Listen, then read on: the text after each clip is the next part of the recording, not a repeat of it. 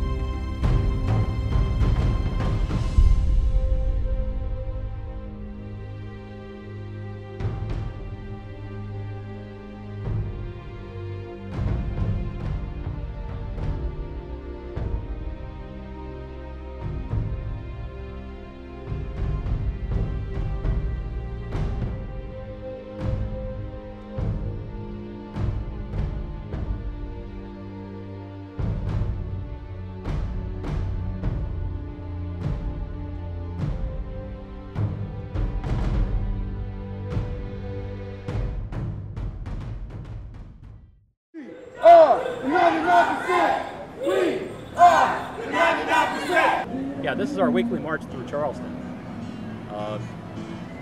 We do this every week and march around Charleston so that they know Occupy is still here.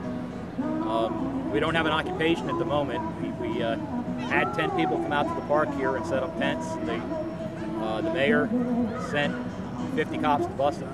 $17,500 in overtime. And yeah, so including Chief Mullins. Are the 99%. We don't need a permit for our First Amendment. We are the 99%. We don't need a permit for our First Amendment. Occupy is a great movement. Occupy, for one, is nonpartisan. All right, we are not Democrats. We're not Republicans. We're not Libertarians. We're not Tea Party. I found that you can get consensus when you're talking to people by saying one thing: the government is broken. Once you start from that, any person who's willing to have a reasonable conversation, you can generally get agreement on, once we fix the government, all right, then we can sit down and have a reasonable conversation about what we think the future of America should look like. We got sold out! We got sold out! We got sold out! We got sold out! We got sold out!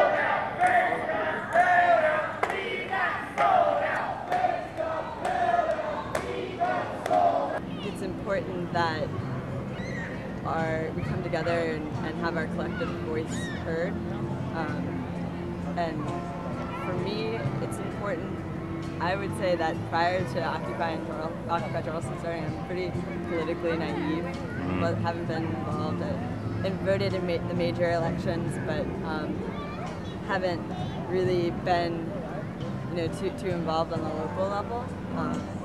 And through Occupy, my eyes have just opened to kind of the corruption that's here on our local city level, and sort of the issues that are important to Charleston. I feel I've become more connected with my community.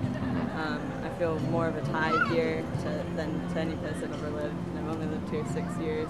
The 99% don't need a permit for our First Amendment. We are the 99%. Don't need a permit for our First Amendment. We are the 99%. We are the 99%. We are the 99%. We are the 99%. We are unstoppable. It's possible. We are unstoppable. It's possible. We are unstoppable. You can't do anything until you know about it. So the main thing is to try to disseminate the knowledge to the people, because they've been getting false knowledge for however many years, dating back at least to the late 70s. They've been receiving bad information on everything, especially financial situations, which is what it's really about, because finances and economics are fake.